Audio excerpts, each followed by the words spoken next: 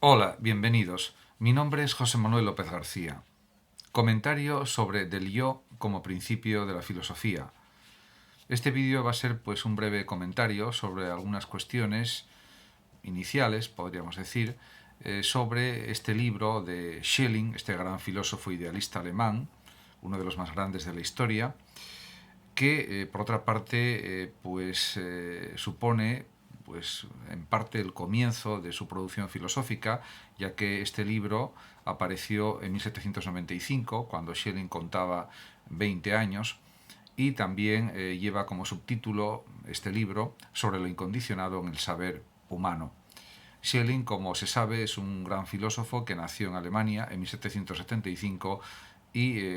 tuvo una larga vida, una larga trayectoria intelectual como pensador y murió en 1854.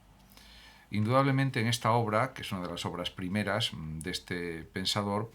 Schelling intenta, como también pues lo había intentado Kant, y lo estaba intentando también en la época en que escribió este libro Schelling,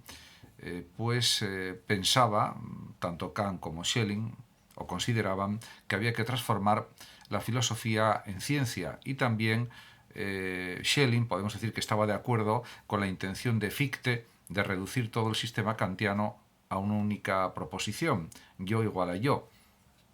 Por supuesto, también hay que considerar la obra de Hegel, que también partió, por supuesto, de las obras de Kant, del propio Fichte, y también consideró pues, la obra de Schelling, por ejemplo, en uno de sus primeros tratados, de sus primeros escritos, en la diferencia entre las filosofías de Schelling y Fichte, pues ya trata pues estas cuestiones de una manera pues muy profunda también. Pero está claro que para Schelling el yo absoluto debe entenderse como libertad. En este sentido, diríamos que una de las características de su sistema filosófico es la libertad. Por supuesto, Schelling escribió también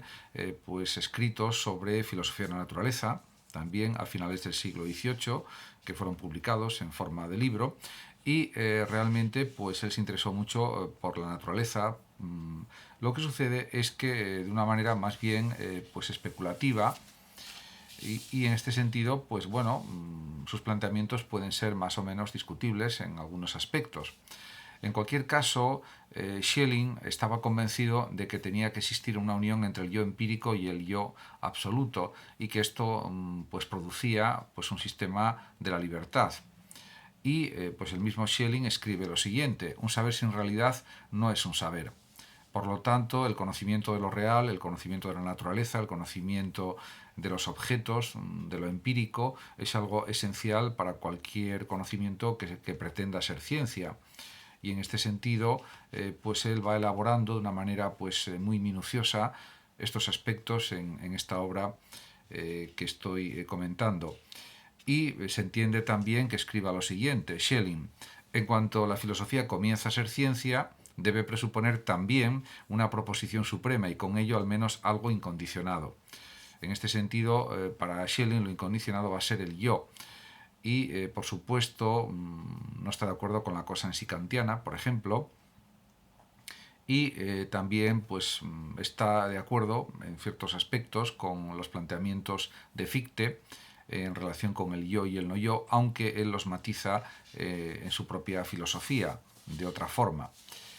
Ciertamente, por eso él señala, Schelling, que lo incondicionado no puede encontrarse en la cosa en general, y que solo puede hallarse en el sujeto, que es lo mismo que decir que en el yo, en la subjetividad pensante, podríamos decir, porque esa subjetividad pensante por sí misma pues elabora ideas, funciona no está condicionada por nada, en principio, en su pura actividad dinámica de pensar, en cierto sentido. Pero es que además Schelling se atreve a ir más allá todavía e incluso llega a considerar que la figura de Dios, la divinidad, pues tampoco puede ser el fundamento real del saber, porque, según él considera, no lo es para nosotros, y tampoco, diríamos, hay pues una fundamentación que afirme la necesidad de Dios, de alguna manera. Por lo tanto, Dios, podríamos quizás interpretar que es una especie de invención que justifica el conocimiento o que puede justificar en cierto sentido la ética o los postulados del saber y de la ética en general, como se puede deducir de lo propuesto por Kant, por ejemplo. Pero, por supuesto, para Kant Dios no era algo demostrable, ni mucho menos. Hay que considerar que Kant era un pensador agnóstico, o incluso podríamos denominarlo ateo. Y la figura de Dios aparece, sí, en su filosofía, pero realmente en su libro La religión dentro de los límites de la mera razón, pues hace una crítica Kant de cualquier tipo de dogmatismo, sobre todo de los cultos, y considera que lo esencial de la religión es la buena conducta, es la bondad. En definitiva, está negando la validez de cualquier rito religioso, diríamos, en la conducta humana. Aunque por supuesto Kant respeta pues esos ritos religiosos, pero no los comparte porque considera que son algo propio de actitudes supersticiosas, sin ninguna duda. En este orden de cosas, pues podemos presentar pues una cierta similitud en algún sentido con lo que plantea Schelling en cuanto a que la fundamentación divina de la realidad pues no está justificada claramente, y no puede ser justificada de ninguna manera por el entendimiento humano ni tampoco por el saber humano. En este orden de cosas, pues está claro que, como también insiste Schelling, la esencia del yo es la libertad. Por tanto, diríamos que el yo, como actividad de pensar, tiene su propia fuerza, su propio dinamismo, y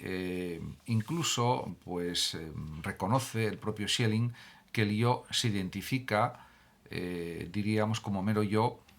o se determina a sí mismo, podríamos decirlo, en la intuición intelectual. El mero yo se reconoce a sí mismo de manera intuitiva como pues una energía de pensamiento, de reflexión, etc. Y por tanto esto también es compatible con pues otras consideraciones al respecto. Por ejemplo, escribe Schelling: sé perfectamente que Kant ha negado toda intuición intelectual, pero también sé dónde lo ha hecho en una investigación que da siempre por sentado el yo absoluto y que a partir de elevados principios supuestos solo determina el yo empírico condicionado y el no yo en la síntesis con el yo. En definitiva, aquí lo que está realizando Schelling es una reformulación de los planteamientos propios de la teoría del conocimiento kantiana, del idealismo trascendental kantiano, y en este sentido pues está reinterpretando desde los planteamientos del yo y del no yo, identificado con lo objetivo, con lo empírico, estableciendo esa síntesis con el yo, que sería pues el entendimiento, que sería la razón del sujeto. Por lo tanto, diríamos que en este sentido, aunque haya una negación de la intuición intelectual, pues sí se puede considerar el yo subjetivo pensante como yo absoluto, y eso es una de las claves también de la filosofía del conocimiento kantiana o de la epistemología de Kant. Por lo tanto, eso puede concordar si cambiamos la subjetividad pensante por el yo, o la entendemos como el yo, y el no yo como las cosas existentes, la realidad existente, lo empíricamente percibido por los sentidos. En este orden de cosas hay que considerar que la labor de Kant fue tremenda porque incorporó el racionalismo dogmático, podríamos decir, de Wolff, que derivaba pues del de Leibniz, y también consideró el racionalismo de Descartes y lo completó con pues una interpretación empirista que tomaba muy en cuenta los pensamientos o la filosofía empirista de Hume, aunque organizada de una manera muy original por parte de Kant. Por otra parte, Schelling también pues reitera que, como él dice, el yo se encuentra completamente fuera de la esfera de la determinación de este concepto. No es uno ni muchos en el sentido empírico, es decir, que ambos contradicen su concepto. El yo no se puede definir con esa simplicidad de que sea el uno o sean muchas cosas, sino que diríamos que el yo comprende todo ser, toda realidad, lo abarca en sí mismo, en toda su complejidad, en toda su multiplicidad, y por lo tanto ni es unidad ni es multiplicidad. En este orden de cosas, pues está claro que esta obra de Schelling va desarrollando de una manera muy precisa distintos aspectos que están dando inicio pues a una nueva forma de entender la realidad, y de comprender también la actividad de la inteligencia. Este vídeo pues, ha sido simplemente como un comienzo introductorio para, diríamos, impulsar o animar la lectura de esta obra de Schelling, que es muy compleja, pero que a la vez es tremendamente sugerente y, por lo tanto, pues es un inicio de comentario para la lectura de la misma obra. Muchísimas gracias a todos por su atención y hasta mi próximo vídeo. Saludos como siempre a los oyentes de Radio Sofando de México y por último decir que el que lo desee puede compartir este vídeo en sus redes sociales, darle like o suscribirse a mi canal de YouTube. Hasta siempre.